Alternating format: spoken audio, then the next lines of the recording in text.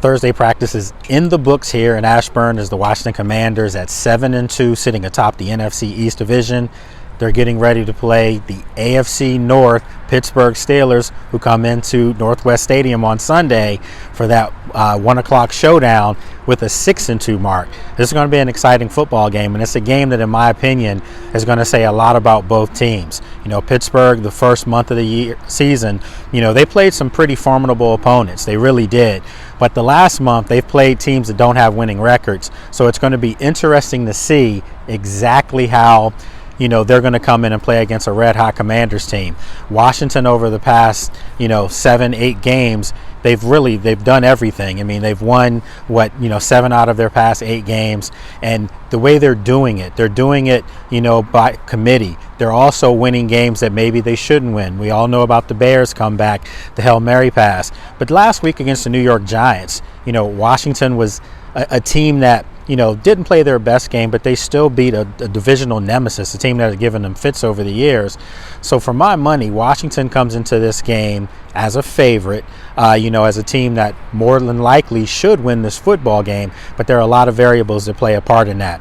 Naturally, the big talk all week has been the trade to bring in Marshawn Lattimore, the 4-time Pro Bowl cornerback from the New Orleans Saints. He comes over to shore up a defense that had been playing well, but still on the back end could play a little better. So now you get yourself a true surefire number 1 corner that can guard, the opposing team's best players. And if you think of the NFC East and you think of the 2 games that they're going to have against the Philadelphia Eagles and A.J. Brown and Devonta Smith, and you think of the New York Giants, the fact that they have now and Malik Neighbors, a young, blooming star, and then of course the Dallas Cowboys with CeeDee Lamb, you needed a corner that can compete with these guys. And I think for the most part, Washington feels like they went out and got perhaps one of the top 3 or 4 shutdown corners in all of football.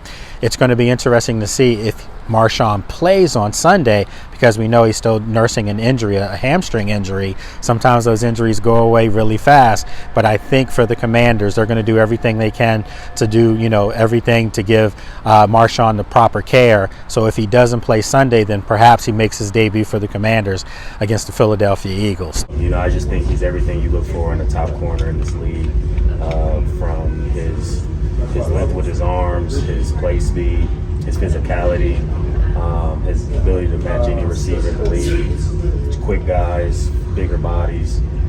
His competitive edge, I think, is what sets him apart. I think the word, dog is thrown around a lot, but I think he's everything that we're looking for, everything that DQ and this organization is looking for in a competitor. He relishes in the challenges of going against the best guys, and you see his personality come out on the field. He may not say too much in interviews or in the locker room, but his play does always talking. And so I'm excited to see how he adds to the group of guys that we already have. As you can see, they've gotten a lot better over the course of the season, our defense, but having a guy like that, I truly feel like gives you another edge.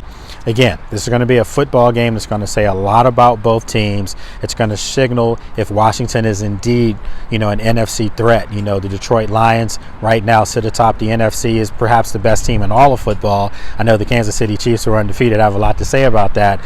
But I think Washington making the move that they made signaled to everyone in the building, players as well as you, the fans, that they feel like they're capable of challenging and competing, not down the road, but this year. So they're going to have every opportunity to prove that.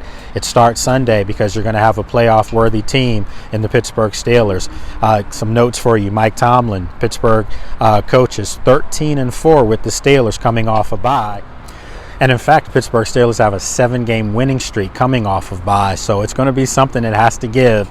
Can the Washington Commanders continue their hot hand, and especially at Northwest Stadium, where on the season they're 4-0 and they've pretty much beat up on teams in their building? Or will Pittsburgh continue their streak after byes and up their ante to 8 games? So we'll have a lot more that we're going to talk about. There still is another practice tomorrow, and then of course we get ready for Sunday's showdown in Washington, or in Landover at Northwest Stadium. It's the 7-2 Washington Commanders atop the NFC East against the team in first place in the AFC North, and that's the Pittsburgh Steelers at 6-2.